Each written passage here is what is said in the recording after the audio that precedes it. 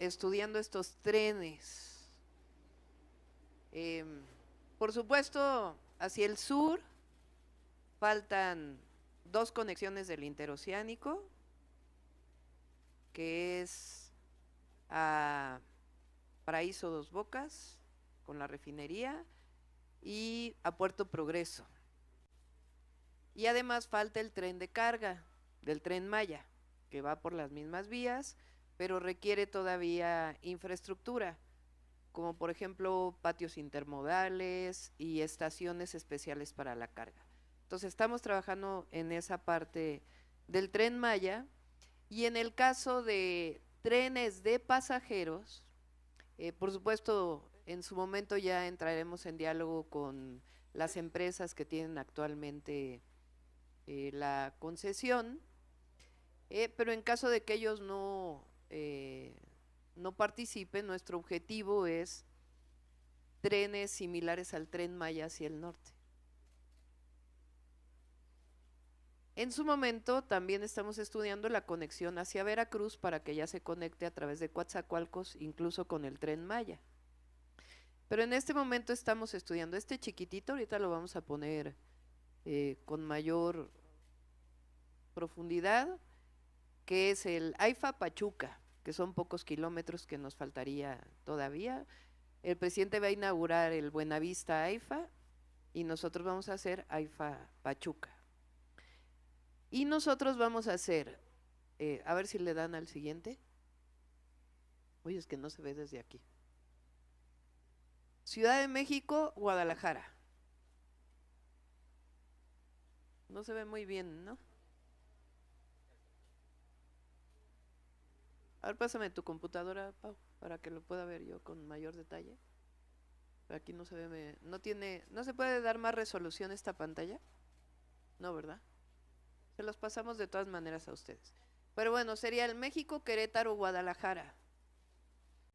Eso conectaría en su momento, espero que nos dé tiempo a nosotros también, hacia Nogales, por el Pacífico. Esa es una de las vías que vamos a hacer, México, Guadalajara, pasando por Querétaro. Y después, a ver, pasa la siguiente. Aquí está por si quiere ver la doctora. Ándale. Que está con más detalle. A ver, te doy este. Entonces,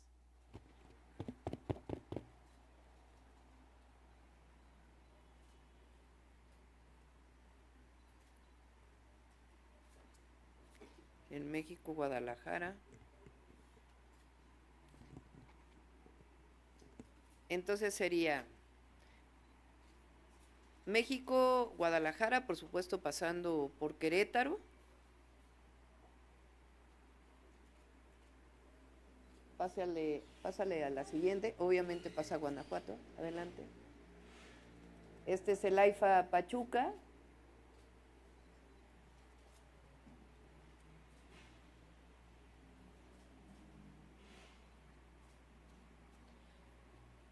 Son 150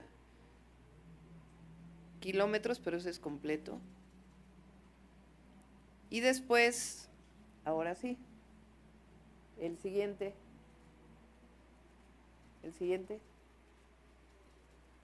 Este sí es vamos a quedarnos aquí, Ciudad de México, Nuevo Laredo. Entonces incluiría San Luis Potosí, Querétaro evidentemente, San Luis Potosí, Monterrey y de ahí a Tamaulipas, Nuevo Laredo. Estamos hablando de alrededor de 1,143 kilómetros. Entonces ya estamos estudiando lo primero, que es el derecho de vía. Sí. Tenemos que ponernos de acuerdo con los concesionarios, porque la idea es ellos se quedan con su concesión de carga, pero la idea es que en el mismo derecho de vía podamos hacer los trenes de pasajeros. ¿Sería lo mismo que en el interoceánico, que se renovaron todas las vías, los terraplanes? O como se está haciendo el del AIFA, es otra opción. Es decir, el de México AIFA lo que está haciendo es mover las vías del tren de carga y poner el tren de pasajeros con nuevas vías. Quitarlo viejo, ponerlo nuevo. No, dejarlos de carga Paralelamente. paralelo a los de pasajeros. Sería más costo, pero de todas maneras le daría la posibilidad de ser un tren confinado que pueda ser hasta 160 kilómetros por hora, tipo el Tren Maya, y que pueda llegar a Nuevo Laredo. Y no solo es México-Nuevo Laredo, sino que va pasando, tiene la posibilidad de la interconexión para el desarrollo regional de las distintas áreas, de tal manera que en cada nodo, en cada estación, que ya estamos estudiando dónde debería de estar cada estación, pues haya un desarrollo también vinculado pues con el centro del país. Nuestro objetivo es que el análisis del derecho de vía lo podamos tener antes de entrar al gobierno, para que podamos hacer incluso las licitaciones. La idea es que sea un esquema similar al Tren Maya, donde participen ingenieros militares y empresas privadas, ambos. Toda la vía está concesionada para carga. Recuerden que hace como un año, año y medio, el presidente mostró cómo en el decreto de concesión viene en la última parte que si los privados no desarrollan el tren de pasajeros, el Estado tiene la primicia o la preponderancia para desarrollarlo. Pues alrededor de 5 años, 4 o 5 años. Eso es lo que estamos estudiando, el derecho de vía, sino también en su caso adquirir el derecho de vía. Lo vamos a hacer, o sea, no está, digamos, es una decisión que hemos tomado de hacer el México-Nuevo Laredo y México-Guadalajara. Y si nos da tiempo, pues de Guadalajara nos continuamos hacia el Pacífico, hacia el norte. Sería de las obras principales. El objetivo evidentemente es la conectividad de nuestro país, manteniendo los trenes de carga, por supuesto que tienen un potencial enorme, la conectividad del país a través de los trenes y lo que significa la generación de empleo vinculado con obra pública que potencia la obra o la inversión privada. Eso es lo que estamos trabajando. Los estudios de demanda por zona, por ejemplo, el México-Querétaro pues es una demanda muy importante, pero hay otras zonas específicas que tienen una demanda muy grande. Entonces, evidentemente no es solo la demanda Ciudad de México-Nuevo Laredo, sino la demanda por cada uno de los tramos. México-Guadalajara también tiene una demanda muy grande.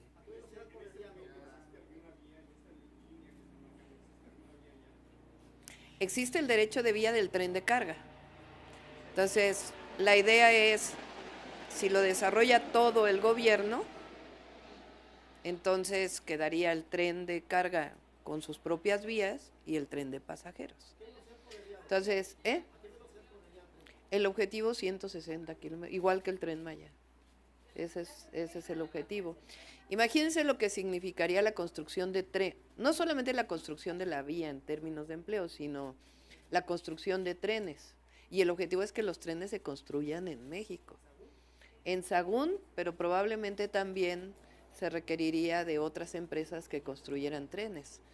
Por ejemplo, CAF tiene no en el Estado de México, creo que es en Huehuetoca que tiene, Querétaro tiene la empresa china CSRC, pero CAF tiene un centro de armado distinto al que es en Ciudad Sagún, que ese sí es completo, pero eso implicaría pues desarrollo nacional de los trenes, ingenieros ferroviarios que ya está en desarrollo y además pues todo el impacto en términos de empleo y de desarrollo regional hacia el norte. Sí, trenes eléctricos. Sí, una parte sería ingenieros militares que nos ayudan siempre mucho y por otro lado la licitación a empresas para que participen. Entonces, como verán, pues Jesús Esteva tiene bastante trabajo en este momento porque además de estar cerrando las obras como secretario de obras del gobierno de la ciudad, pues ya está iniciando este trabajo con un equipo de trabajo, y la verdad es que esto, junto con lo que presentamos ayer para los empresarios, que significan los polos de desarrollo de bienestar, que significan nuevas empresas, pues tiene un potencial enorme. Trenes de carga vinculados con la conectividad, trenes de pasajeros y el desarrollo regional. Entonces, hoy lo mencionó una parte el presidente en la mañanera, por eso lo mencionamos. Entonces, y el objetivo, si podemos, que también lo estamos estudiando, pues es irnos por el Pacífico, también hacia el norte. Eso ya serían los más de 3,000 kilómetros.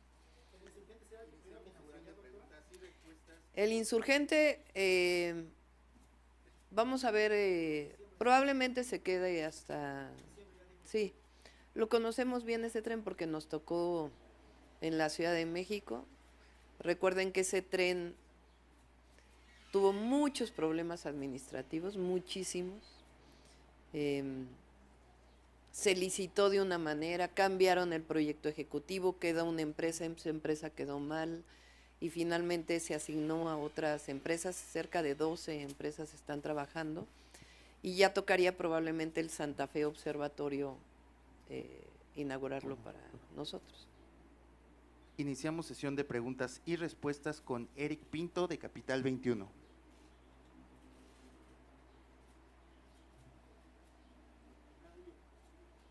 Dejé por acá el micrófono que lo estaba usando. Hola doctora, buenas tardes. Nada más preguntarle de cara al proceso de selección de dirigente nacional de Morena, preguntarle su opinión sobre, ya Citlali Hernández dijo que se bajaría de la contienda para darle su visto bueno a la actual secretaria de Gobernación, Luisa María Alcalde. ¿Qué le parece esta decisión y si participará usted como consejera en la asamblea para la elección del proceso de dirigente nacional de Morena? Gracias. Ayer lo dije, yo creo que tenemos que marcar muy claro la distancia entre gobierno y partido. Tengo la mejor de las opiniones de Luisa María y también la mejor de las opiniones de Citlali, de Mario Delgado, de toda la dirigencia del partido que pues logró. Ahora sí tienen por ahí el video que subí a mi red, ¿se acuerdan? El de cómo se ve cómo fuimos ganando como Morena los estados de la República. Fueron hoy, o a partir de octubre, creo que en octubre también es el cambio en Yucatán, van a ser 24 estados o 23 estados más la Ciudad de México gobernados por Morena. Y eso es bajo la dirigencia de Mario Delgado y de Citlali, así que hicieron un excelente trabajo. Obviamente, pues lo que ha significado la transformación en nuestro país y la relevancia del presidente Andrés Manuel López Obrador, pero como partido, por la relevancia del trabajo del presidente López Obrador, que ha sido muy importante en nuestros candidatos a gobernadores, candidatas, pero pues el trabajo que hizo nuestro partido y su dirigencia. Entonces, muy importante. Entonces, tengo la mejor de las opiniones de Citlali, la mejor de las opiniones de Luisa María, pero pues una parte es gobierno y otra parte es partido. Y ya le tocará al partido definir los tiempos para, si es congreso, si es encuesta, no sé cómo se vaya a definir el cambio en la dirigencia del partido. Pero sí puedo decir algo, en Morena hay mucha unidad, también hay pluralidad, y qué bueno, no se trata de que haya un pensamiento único dentro de Morena. Hay pluralidad y hay discusión, que sí estuvo bien que haya de plurinominal que si no, qué bueno que haya esta discusión, porque muestra que siempre Morena está vivo, respetando además a quienes participan en la discusión. Lo que está muy mal es desacreditar a personas como el Fisgón, por ejemplo, que es Rafael Barajas, pues es un compañero de primerísima, no solamente como monero, sino también como militante de Morena y el trabajo que ha hecho en el Instituto de Formación Política. Pero qué bueno que haya discusión dentro de Morena, pero hay mucha unidad. Fíjense lo que está pasando en el PRI, lo que está pasando en el PAN. En cambio en Morena pues tenemos mucha unidad y eso es muy bueno.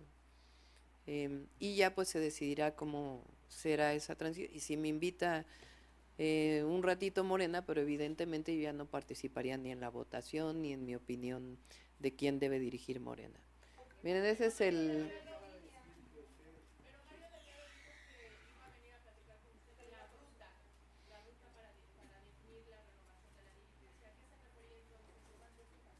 Sí, bueno, pues hay que platicar los tiempos, yo creo que también por él, ¿no? ¿En qué momento deja la dirigencia y ya se dedica de tiempo completo al proceso de transición de la Secretaría de Educación Pública? Entonces yo creo que por eso dijo, bueno, va a preguntar conmigo más o menos en qué tiempos.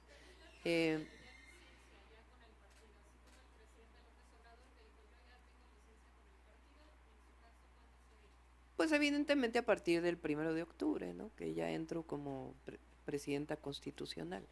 Pero ya mi opinión sobre quién es la dirigencia del partido, ya no creo que yo deba opinar. Ya estamos en otra condición. Ya es un asunto de la militancia. Miren, este es el video de... A ver, pónganlo.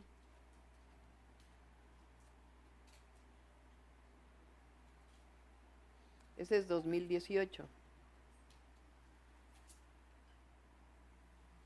2019, Puebla, que se repitió esa elección, o más bien que se hizo la elección por el fallecimiento de la quien era gobernadora electa. En el 21, en el 22,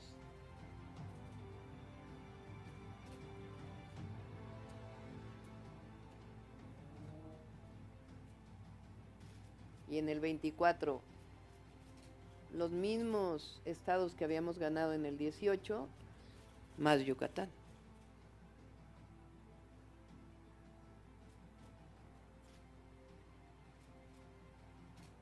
Entonces en realidad son 31 porque se vuelve a ganar 6 de las entidades que habíamos ganado. Y el Congreso.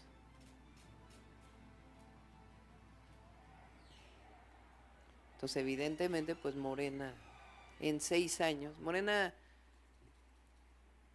o sea, recuerdo en el 2015 cuando se forma Morena, cuando participamos por primera vez en la elección de Morena, participé como candidata a la jefatura delegacional de Tlalpan. No sé qué porcentaje de la votación se obtuvo en el 2015, pero del 2015 al 2024, y eso tiene que ver evidentemente con el trabajo del presidente López Obrador, la aceptación en el pueblo de México, el tener una buena dirigencia en Morena y el trabajo de los gobernadores y gobernadoras de Morena. Entonces realmente pues hay, es un fenómeno histórico, Morena.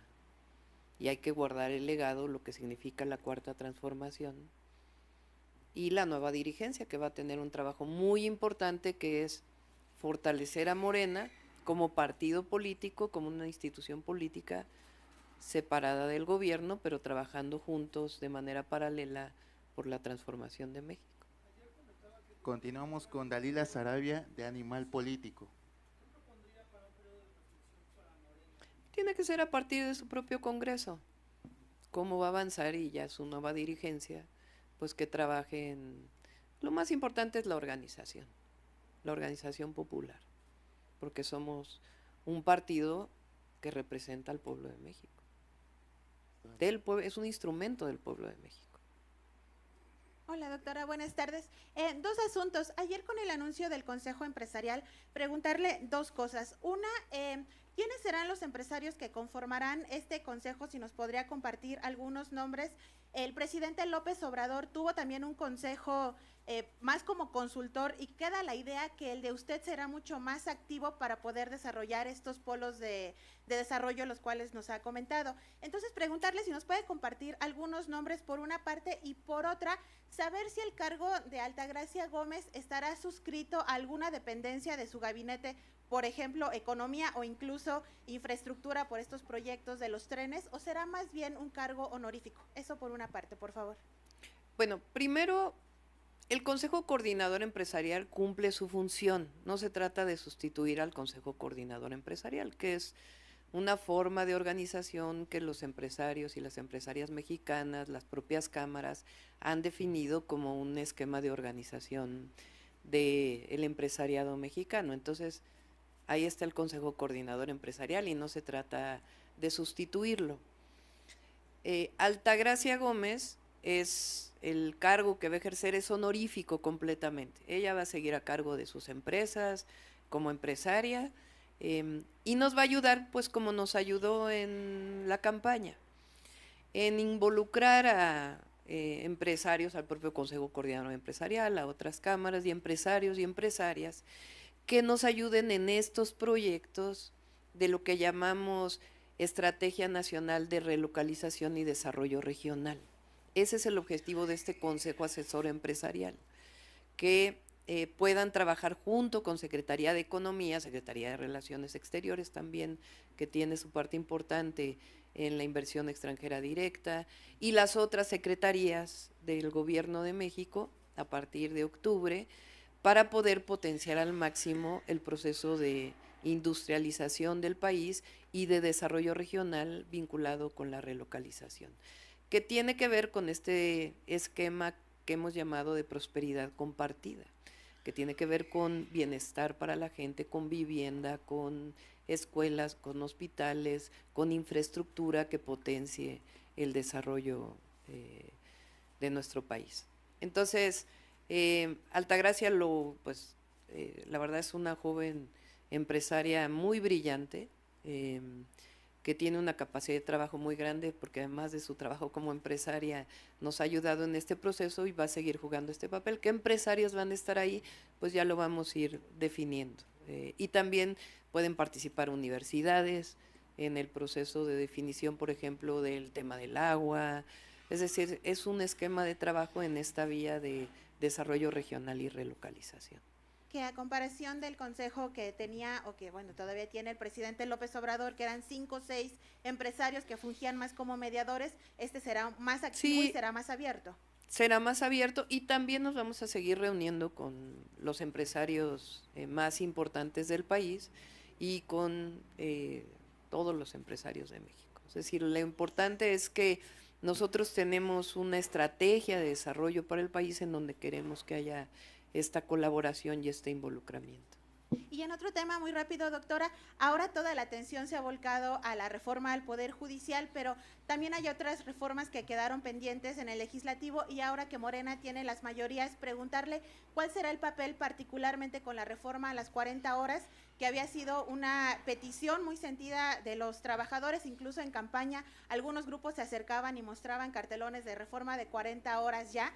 Preguntarle, ¿se ha abordado, se estará impulsando? ¿Cuál es su opinión de la reforma, por favor? Sí, ahora tenemos, recuerden, las 18 reformas constitucionales y 2 legales que planteó el presidente.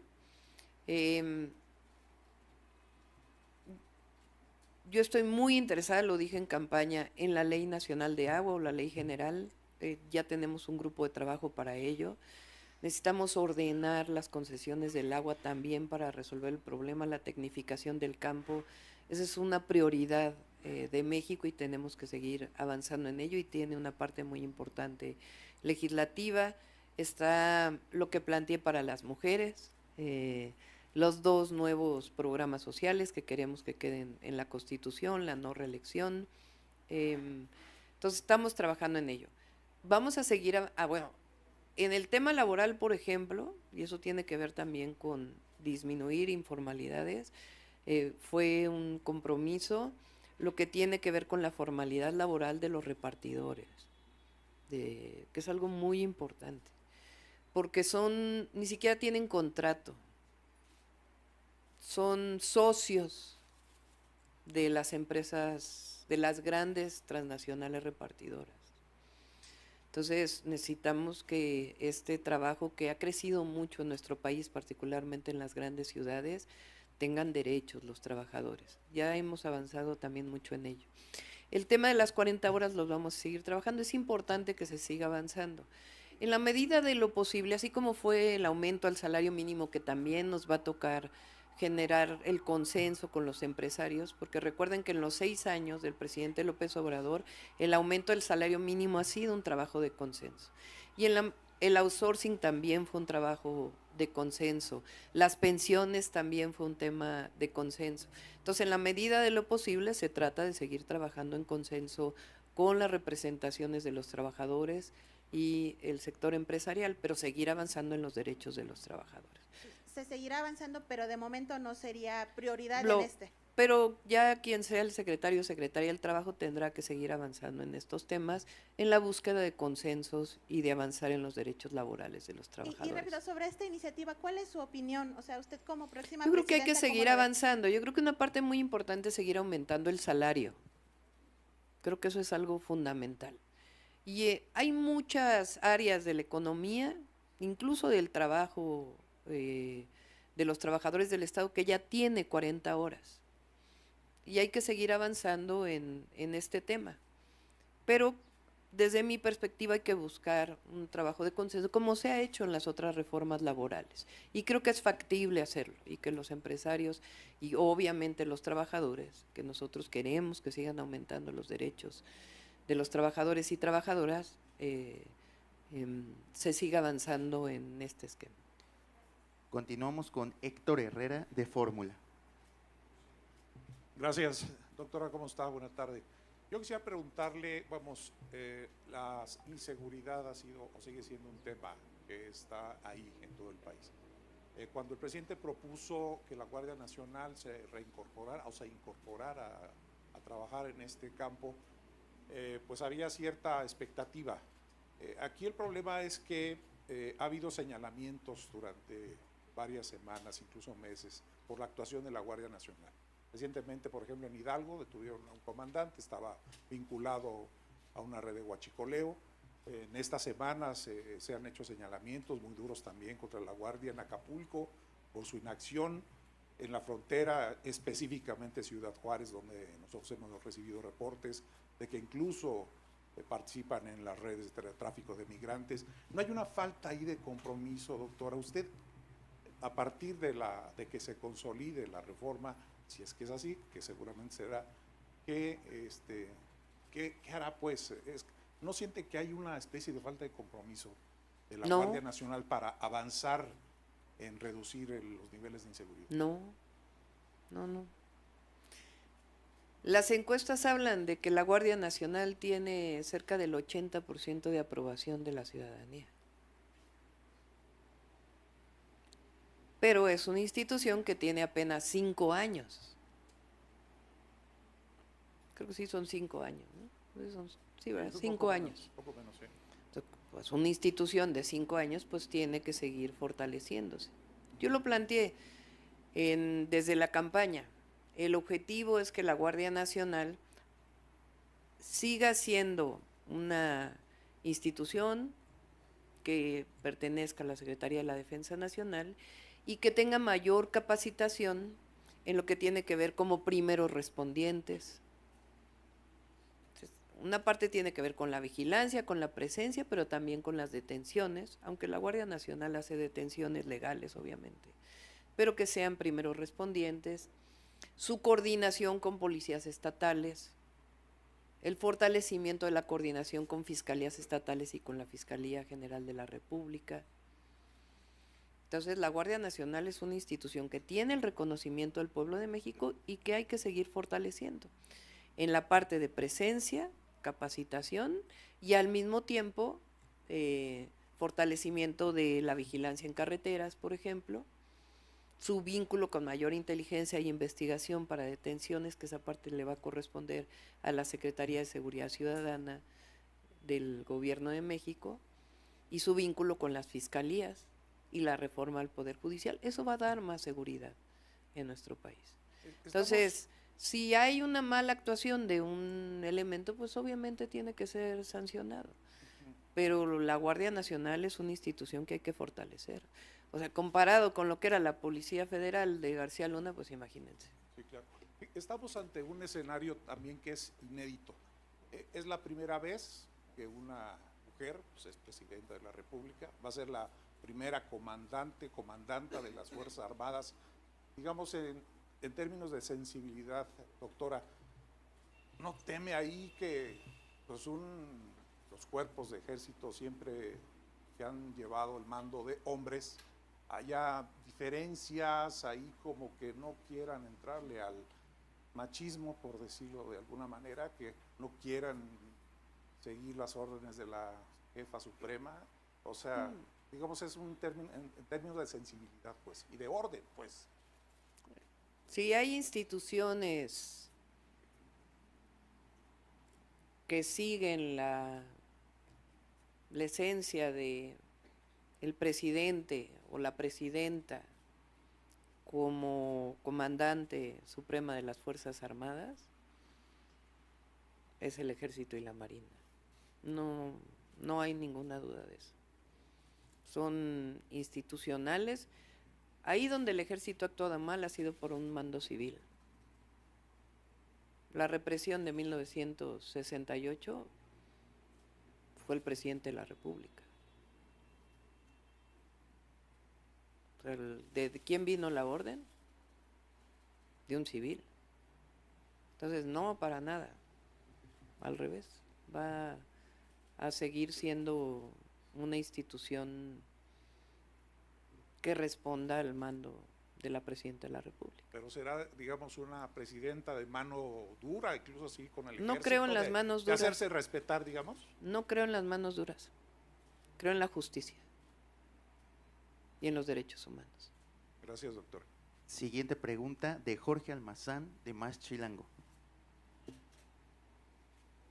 Además, la fuerza de una presidenta o de un presidente se lo da el pueblo de México.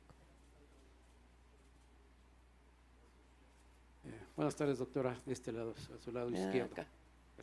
Doctora, la primera cuestión, y tomando un poco lo que dijo la compañera Dalila, ayer con este anuncio del nuevo consejo, se empezó precisamente a comparar cómo lo hizo el presidente López Obrador antes de entrar con Alfonso Romo, que bueno, pues el que dirigía, etcétera, y hay economistas y demás que dijeron que lo que hizo el presidente no funcionó, etcétera, y empezó a compararlo con lo que usted quiere hacer ahora al inicio de su gobierno. ¿Qué es lo que debe de tener este consejo para que tenga su sello personal y que se deje a un lado ese tipo de comparaciones que a final de cuentas lo único que hacen es tratar de disminuir lo que usted quiere hacer al inicio de su gobierno? La crítica y las comparaciones, pues no. Es decir,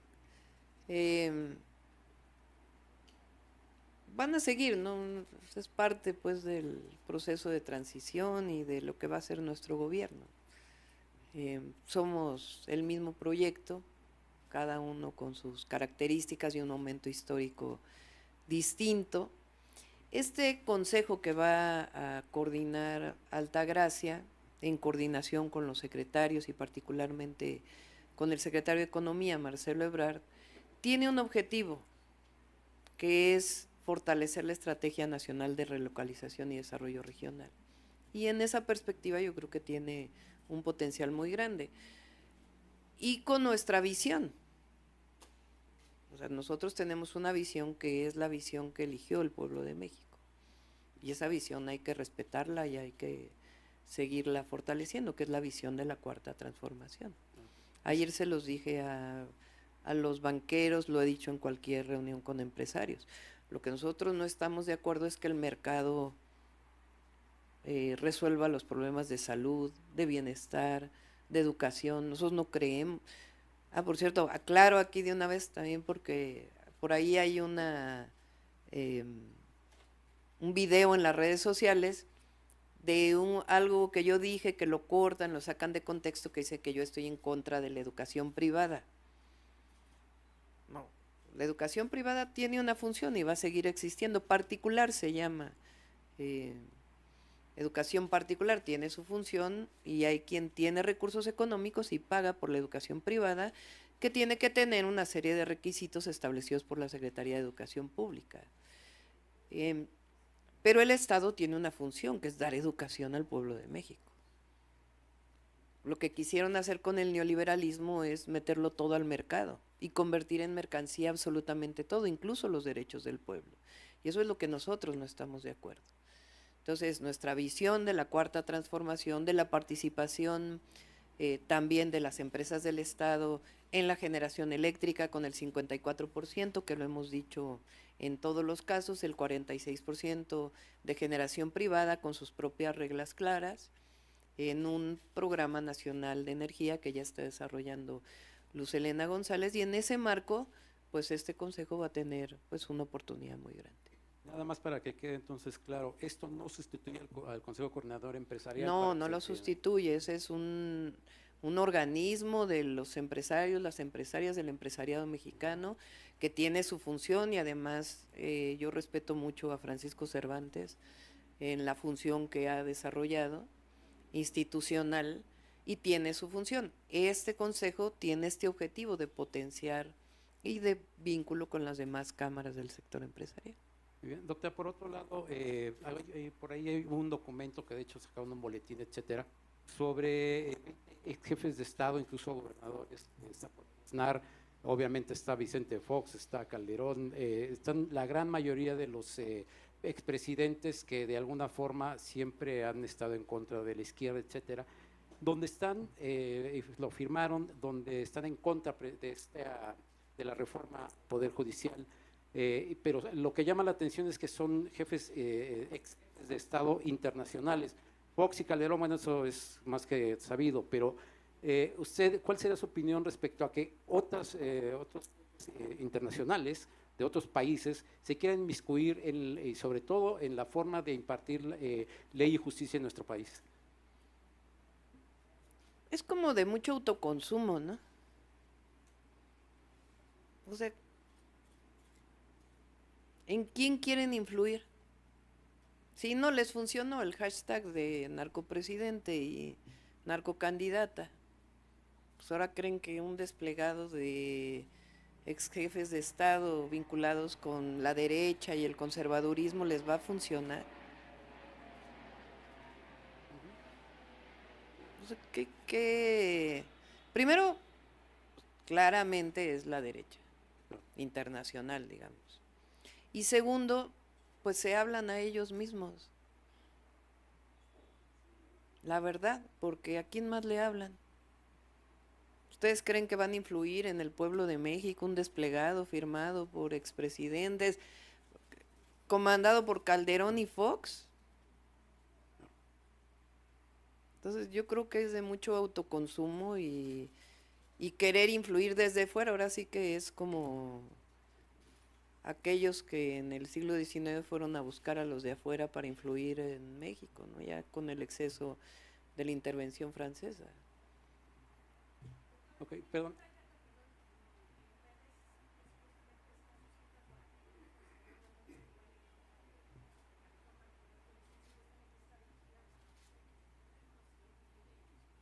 No tengo conocimiento. Pero a nosotros nos importa el pueblo de México y la justicia en México. Ayer me lo preguntaron empresarios. Yo decía, porque hay esta idea de que ahora los jueces van a ser de Morena. No tiene nada que ver con eso. Es el fortalecimiento incluso de la autonomía del Poder Judicial. Un juez electo por el pueblo, ¿a quién le responde? ¿Al pueblo? ¿Tienen más autonomía los que son electos por el pueblo que los que son electos de manera indirecta a través de la propuesta de la presidenta? Por eso yo decía, si el objetivo fuera controlar a la Suprema Corte, pues ¿para qué hacemos reforma judicial si me va a tocar? Ya en noviembre me toca nombrar al primero o a la primera en la Suprema Corte y después me van a tocar otros 3. Si ese fuera el objetivo, ¿para qué hacemos reforma al Poder Judicial? No.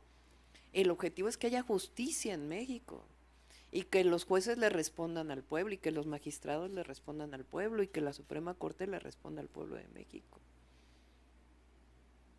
Entonces, van y buscan bueno, los académicos no lo he visto, pero ex jefes de Estado, vinculados además con una posición ideológica, política, pero la verdad es que el pueblo de México ya está ya lo superó. Doctora, finalmente, y en relación precisamente a Morena, acaba de cumplir 10 años, en 10 años ha hecho lo que no ha podido el PAN, lo que en alguna ocasión hizo el PRI, pero digamos que en una forma más pequeña. Sin embargo, en estos 10 años, y usted lo ha dicho ahorita ya con 23, 24 estados gobernados por Morena, ¿cuál ha sido la clave para esto? Ya mencionó usted que hay unidad y pluralidad en el partido. Sin embargo, a veces se necesitan otros elementos para poder lograr esto. ¿Y qué es lo que tiene que hacer la nueva dirigencia, sea quien sea, para mantener y sostener este movimiento que a final de cuentas inició el presidente López Obrador? Gracias. Sí. Fíjense, en el 2015 tuvimos 8.8% de los votos y ahora pues casi el 60%. Yo diría que la esencia es no alejarse del pueblo de México, estar siempre cerca del pueblo. Y la esencia de... El presidente habla en su libro y lo ha dicho en las mañaneras, y parte de eso es lo que ha dicho que se va a dedicar a escribir ahora que deje la presidencia de la República. El capítulo del humanismo mexicano en su libro Gracias tiene dos partes. Una parte que es nuestra cultura o nuestras culturas originarias, que son los pueblos indígenas, lo que ha sido cómo se organizaban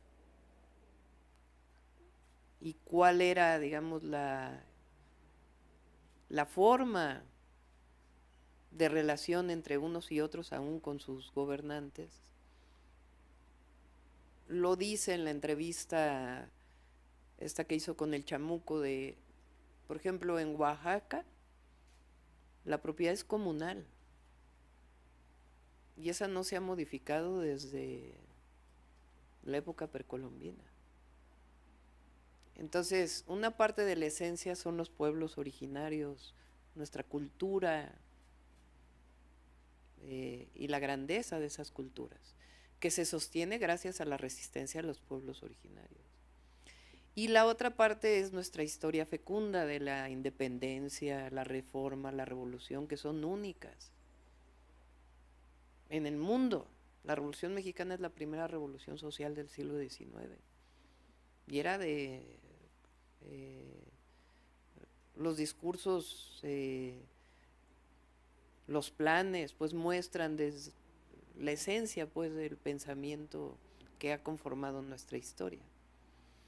Entonces es una parte muy importante que Morena tiene que seguir guardando, y nuestro gobierno con su independencia.